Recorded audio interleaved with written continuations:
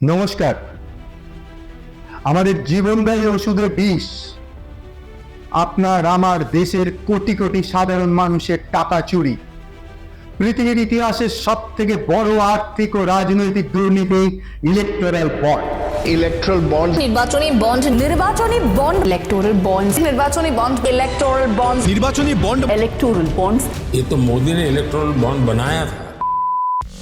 আজ আমাদের বিশ্লেষণে ইলেকটোরাল বন্ডের সেই সমস্ত বিষয়গুলো আসবে যেগুলো সাধারণ মানুষের বিশেষ নজরে আসেনি, যেগুলো মহামান্য সুপ্রিম কোর্টের বিচারের অপেক্ষায় এখনো অপেক্ষারত।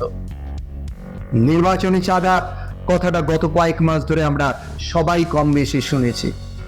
আজ আমাদের বিশ্লেষণ আপনার কাছে আরো পরিষ্কার করে দেবে কিভাবে আমার আপনার সাধারণ মানুষের টাকা চুরি করে আমাদের ঠকানো হয়েছে, কিভাবে একটা সরকার দিনের পর দিন আমাদের ওষুধের নামে বিষ খাওয়াচ্ছে। আজকের বিশ্লেষণ আপনাকে নিশ্চিতভাবে চিন্তিত করবে।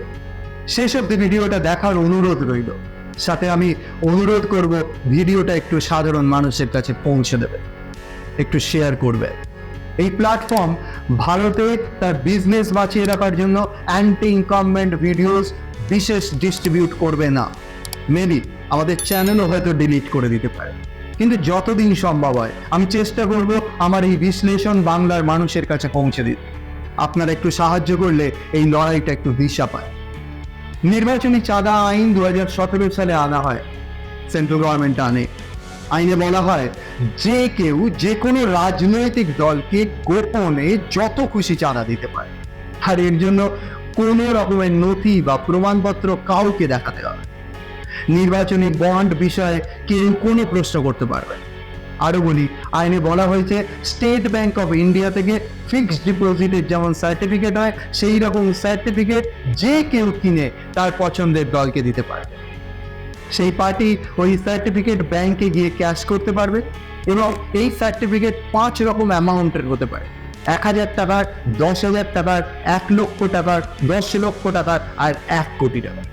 একটা বিষয় শুনেছেন তো, যেখানে পাপের উদ্ভব হয়, পাপের বিনাশ করবার জন্য পরম পিতা পাপীর ঘরে পরিত্রাতাকে পাঠায়। মনে আছে তো, মামা কংসকে বধ করবার জন্য ভাগনা কৃষ্ণ এসেছিলেন। দুর্যোধনের দুর্নীতি নাশ করতেই একই পরিবারে পাণ্ডবরা এগিয়ে এসেছিলেন। হিরণ্যকশিপুর বিনাশের কারণ হয় ওর পুত্র প্রহ্লাদ। ঠিক একইভাবে বিশ্বের সব থেকে বড় দুর্নীতি ইলেকটোরাল বন্ডসের মাস্টার মাইন্ড মোদিজির গুজরাটের মাটি থেকেই তৈরি হয় ইলেকটোরাল বন্ডের বিরুদ্ধে প্রথম আইনি লড়াই। আইআইএম আহমেদাবাদের গ্রুপ অফ প্রফেসরস একটা এনজিও ফর্ম করেছিলেন, mainly association of Democratic reforms. এই দেখুন লিস্ট অফ ট্রাস্টিজ, সবাই আইআইএম আহমেদাবাদের প্রফেসরস। তারা 2017 সেপ্টেম্বরে ইলেকটোরাল বন্ডসকে চ্যালেঞ্জ করে সুপ্রিম কোর্টে একটি পিটিশন ফাইল করে। ভারতের অন্যতম প্রসিদ্ধ অ্যাডভোকেট প্রশান্ত ভূষণ, কপিল সিব্বাল, নিজাম পাশা এরিয়ারের হয়ে এই কেসটা ফাইট করে। এরপর অলমোস্ট 6 বছর পরে 16 অক্টোবর 2023-এ chief justice of supreme court DY চন্দ্রচূড়ের নেতৃত্বে 5 বেঞ্চ জাজেস ইলেকটোরাল বন্ডের শুনানি করেন। 15 ফেব্রুয়ারি 2024-এ সুপ্রিম কোর্ট রায় দেওয়ার সময় বলেন নির্বাচনী বন্ড ভারতীয় সংবিধানের মৌলিক অধিকারকে খর্ব করছে। এই ইলেকটোরাল বন্ড আইন অসাংবিধানিক, এই আইনকে রোধ করা হয়। সাথে SBI-কে নির্দেশ দেওয়া হয় যারা যারা এই নির্বাচনী বন্ডে চাঁদা দিয়েছে ও যাদের কাছে এই চাঁদা গেছে তার সম্পূর্ণ তথ্য সাধারণ মানুষকে জানাতে হয়। SBI প্রথমে এই তথ্য দিতে গড়িমসি করছিল, বিভিন্ন অজুহাত দেখাচ্ছিল, কিন্তু সুপ্রিম কোর্টের কড়া নির্দেশের পর SBI সেই তথ্য প্রকাশ করতে বাধ্য হয়। তারপর দেখা যায় ভয়ঙ্কর সব দুর্নীতি। আমাদের অর্থমন্ত্রী মাননীয়া নির্মলা সীতারামনের হাজব্যান্ড প্রখ্যাত অর্থনীতিবিদ পানাকালা প্রভাকর বলেন এটি বিশ্বের সবচেয়ে বড় অর্থনৈতিক দুর্নীতি। This is not only the biggest scam in India, but this is the biggest scam in the world. Crore crore টাকা বিজেপি ও অন্যান্য রাজনৈতিক দল নির্বাচনী চাঁদা তুলেছে, কিন্তু মোট চাঁদার অলমোস্ট 47% শুধু বিজেপি নিয়েছে। মোদী সরকারের চালু করা ইলেকটোরাল বন্ডের মাধ্যমে বিজেপি যে টাকা পেয়েছে তার ধারে কাছে কেউ নেই। তথ্য অনুযায়ী বন্ড থেকে রাজনৈতিক দলগুলির মোট যা আয় হয়েছে বিজেপি একাই তার প্রায় 47% পেয়েছে। পুঁজিপতিরা বিজেপিকে ঢেলে টাকা দিয়েছে। মনে আছে করোনার সময় রেমডেসিভির ইঞ্জেকশন নিয়ে কি হইচই শুরু হয়েছিল? কানিরাদেরও এক একটা ইঞ্জেকশনের দাম উঠেছিল 25 থেকে 30,000 টাকা বা তার বেশি। মানুষ পরিবারের প্রিয়জনকে বাঁচানোর জন্য তাই কিনেছিল। আচ্ছা, সত্যি কি রেমডেসিভির মানুষের লাইফ সেভার ছিল? স্বাস্থ্য দপ্তর বলছে রেমডেসিভিরের মৃত্যুর হার কমেছে, তার কোনো তথ্য নেই। Does it really save lives? Does it combat COVID-19? Well, studies so far doesn't really demonstrate mortality reduction. So there's no proven study there that shows that it would save lives. তবু এই injection black হয়েছিল। এবার আরেকটা report বলছি, Bihar drug regulatory board রেমডেসিভিরের batch number B10000167 testing করে দেখে এতে ভয়ঙ্কর এক ধরনের ব্যাকটেরিয়া আছে যা মানুষের মৃত্যুর কারণ হতে পারে। কোম্পানিকে বলা হয় ওই ব্যাচের ইঞ্জেকশন মার্কেট থেকে তুলে নিতে। সাথে যে স্টেটে এই কোম্পানির ম্যানুফ্যাকচারিং ইউনিট ছিল, বিহার ড্রাগ রেগুলেটরি বোর্ড সেই স্টেটকে ইনফর্ম করে, কিন্তু কোম্পানি বাজার থেকে ওই ব্যাচ নাম্বারের রেমডেসিভির ইঞ্জেকশন তোলেনি, আর ওই রাজ্য ওই সংস্থার ওপরে কোনো অ্যাকশন নেয়নি। কে হিসাব রেখেছিল বলুন তো সেই সময় রেমডেসিভির নেওয়ার জন্য কজনের মৃত্যু হয়েছে? মনে আছে হসপিটাল থেকে বলা হতো যে কোমরবিডিটি ছিল তাই মারা গেছে বা করোনার জন্য মারা গেছে, কিন্তু কেউ মেবি অনেক কষ্ট করে পরিবারের মানুষটাকে বাঁচানোর জন্য একটা ব্ল্যাক মার্কেট থেকে ডাক্তারের অ্যাডভাইস মতো রেমডেসিভির দিয়েছিল, আর ওটাই হয়তো মৃত্যুর কারণ হয়েছিল। তাতে কি এসে যায় সরকারের বা ওই কোম্পানি? কে মরলো, কে বাঁচলো? তখন তো মৃত্যু শুধু একটা নাম্বার ছিল মশা। এবার বলি ওই ফার্মা কোম্পানিটার নাম কি? কোম্পানিটার নাম ছিল জাইডাস, আর ওদের ম্যানুফ্যাকচারিং হাব হলো গুজরাট। আর মোস্ট ইম্পর্টেন্টলি ওই কোম্পানি, এই দেখুন চার্টে, 1 কোটি টাকার 18খানা ইলেকট্রাল বন্ড কিনে বিজেপিকে চাঁদা দেয়। বিজেপি সেই টাকা ইনক্যাশ করে 15 থেকে 18 অক্টোবর 2022-এর মধ্যে। একদম প্রুফ ধরে দেখালাম আপনাকে। মোশন এইরকম 37টা ফার্মাসিউটিক্যাল কোম্পানি আছে যারা ইলেকটোরাল বন্ডসের চাঁদা দিয়েছে প্রধানত বিজেপিকে আর সাথে কিছু আঞ্চলিক দলকে। এর মূল কারণ হলো drug regulatory action. Substandard medicine বা খারাপ ওষুধ মার্কেটে বিক্রি করা হচ্ছে, আর সেগুলো যখন ড্রাগ রেগুলেটরি ডিপার্টমেন্ট রেস্ট্রিক্ট করছে তখনই কোম্পানিগুলো ইলেকটোরাল বন্ডস দিয়ে পার্টিকে ম্যানেজ করে নিচ্ছে, আর সেই ওষুধ মার্কেটে চালু হয়ে যাচ্ছে। কখনো আবার ইডি ইনকাম ট্যাক্স রেট করছে কোম্পানিগুলোর উপরে, আর ওরা ইলেকটোরাল বন্ডস কিনে চাঁদা দিয়ে পার্টিকে ম্যানেজ করে নিচ্ছে। এই দেখুন, ম্যানকাইন্ড ফার্মার উপরে আইটি রেড হয়, তারপর ওর থেকে 24 কোটির ইলেকটোরাল বন্ড চাঁদা দেওয়া হয়।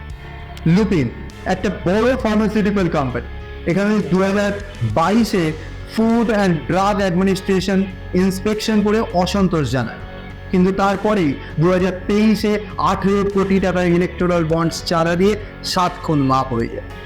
ন্যাটকো দিয়ে ইন্সপেকশন করে দেখে অত্যন্ত অপরিচ্ছন্ন পরিস্থিতিতে অব্যবস্থার মধ্য দিয়ে ওষুধ তৈরি হচ্ছে। So what? তারা বিভিন্ন রাজনৈতিক দলকে 69.25 কোটি টাকার বন্ডস দিয়ে একদম মুখে সেলোটেপ লাগিয়ে দেয়। সিনিয়র অ্যাডভোকেট প্রশান্ত ভূষণ প্রেস কনফারেন্সে কি বলছে শোনো। दवाई बनाने वाली कंपनियां थी, उनकी दवाइयां सब स्टैंडर्ड या जानलेवा या खतरनाक पाई गई थी अलग अलग ड्रग रेगुलेटर्स के द्वारा। उन्होंने भी बॉन्ड का चंदा दे दिया। এবার বলুন কাকে সাপোর্ট করছেন, কার গ্যারেন্টি নিয়ে কথা বলছেন? যে আপনাকে ওষুধের বদলে বিষ দিচ্ছে তার গ্যারেন্টি নিয়ে কথা বলছেন? বিজেপি তো হিন্দুত্বের কথা বলে, গোহত্যা বন্ধের কথা বলে, আর সেই বিজেপি তাহলে কি করে গোহত্যা করে যারা বিদেশে বিফ ও লেদার এক্সপোর্ট করছে তাদের থেকে ইলেকটোরাল বন্ডের চাঁদা নেয়? লিস্টেই দেখুন, বিজেপি ও শিবসেনা বিফ ও লেদার এক্সপোর্ট কোম্পানির থেকে কোটি কোটি টাকা চাঁদা নিয়েছে। আমাদের জয় শ্রীরাম, রাম মন্দির, গোহত্যা এইসব করে না যাচ্ছে, আর নিজেরা কুকীর্তি করে যাচ্ছে। এবার দেখুন আর এক কীর্তি, বিজেপি 21টা কোম্পানিতে সেন্ট্রাল এজেন্সি মানে ইডি ও ইনকাম ট্যাক্স রেড করায়, পরে নির্বাচনী চাঁদা দিয়ে কোম্পানিগুলো সেটেলমেন্ট করে নেয়। এই দেখুন ফিউচার গেমিং মানে ডিয়ার লটারি, এই দেখুন রেড ডেট দেখতে পাচ্ছেন, আর বন্ড পারচেস ডেট দেখতে পাচ্ছেন, আর এই যে অ্যামাউন্ট এপ্রিলে রেড হয়, আর 7th এপ্রিল 100 কোটি টাকার বন্ড কেনা হয় ওই ডিয়ার লটারির তরফ থেকে। বেচারা মানুষকে লটারি প্রাইজ দেবে কি করে, ও তো সব বন্ড কিনতেই লাগিয়ে দিয়েছে। রাস্তায় বেরোলেই দেখতে পাবেন কত মানুষ ডিয়ার লটারির টিকিট সেল করছে, ছোট ছোট দোকান নিয়ে বসেছে, আর ভাবছে একটা টিকিটের প্রাইজ লাগলে কিছু কমিশন আসবে, কিন্তু সেগুলো বালি, সেসব ইলেকটোরাল বন্ডের মাধ্যমে মোদিকে গ্যারেন্টি ফান্ডে চলে যাচ্ছে। সব নাম আমি আর পড়ছি না, খালি লিস্টটা দেখতে থাকো। হিরো মোটর রেড হয় মার্চ 2022-এ 20 কোটি চাঁদা দেয় 7th অক্টোবর 2022-এ। রেড্ডি ল্যাবস রেড হয় নভেম্বর 2023-এ 21 কোটি চাঁদা দেয় নভেম্বরে। কত করবো বসে আপনিও হাঁপিয়ে যাবেন বিজেপির এই কালো বাজারি আর জালিয়াতি দেখতে দেখতে। এখানে একটা বিষয় মাথায় আসতে পারে আপনার, আমি কেন শুধুমাত্র বিজেপিকে নিয়ে এখানে কথা বলছি, যেখানে বাকি অনেক দলই রয়েছে এই চাঁদা নিয়ে আছে।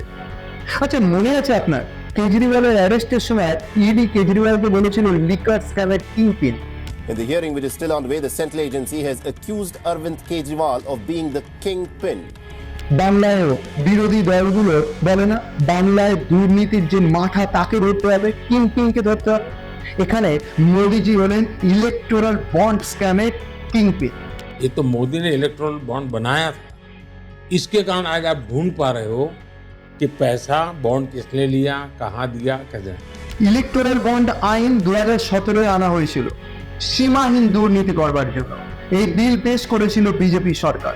লোকসভা ও রাজ্যসভায় একক সংখ্যাগরিষ্ঠতা থাকায় বিল পাশ করিয়ে আইনে পরিণত করেছিল বিজেপি সরকার। আর যদি কলকাতা পুলিশ বিনা হেলমেটে বাইক চালানো অ্যালাউ করে দেয়, এরপর যদি কেউ বিনা হেলমেটে বাইক চালায় তো তিনি চালাতেই পারেন, এর জন্য কোনো আইনি বাধা থাকতে পারে না।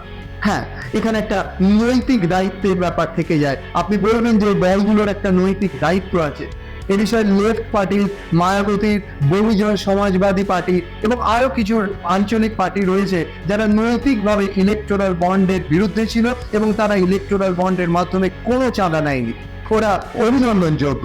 অন্যদিকে বিজেপি করাপশন মুক্ত করার দাবি নিয়ে সরকার তৈরি করেছিল আর করাপশন করার আইন তৈরি করেছিল, এটা পাপ।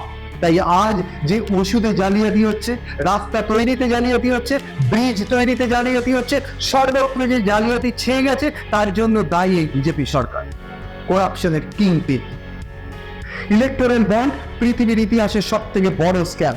সুপ্রিম কোর্ট এই স্ক্যামকে রোধ করেছে, কিন্তু এই স্ক্যাম থেকে যে টাকা রাজনেতারা লুটেছে তা দেশের কোষাগারে ফিরিয়ে আনতে হবে।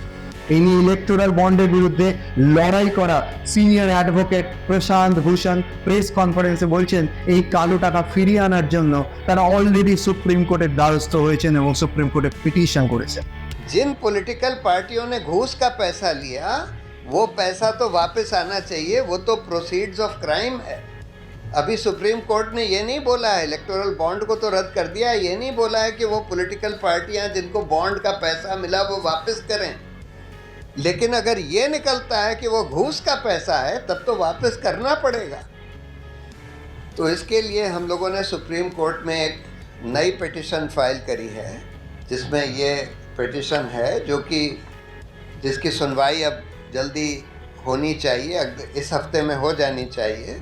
এই টাকা দেশের কোষাগারে দ্রুত ফিরে আসুক আর দোষীরা উপযুক্ত শাস্তি পাক, এই আশা রেখেই আজকের এই বিশ্লেষণ আমি এখানে শেষ করছি।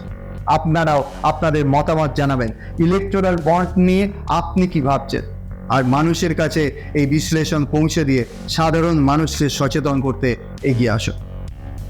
নমস্কার। चलिए, मुझे आप सभी से बात करके बहुत अच्छा लगा।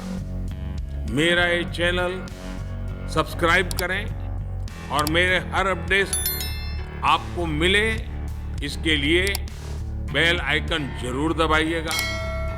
आप सभी को मेरी ढेर सारी शुभकामनाएं।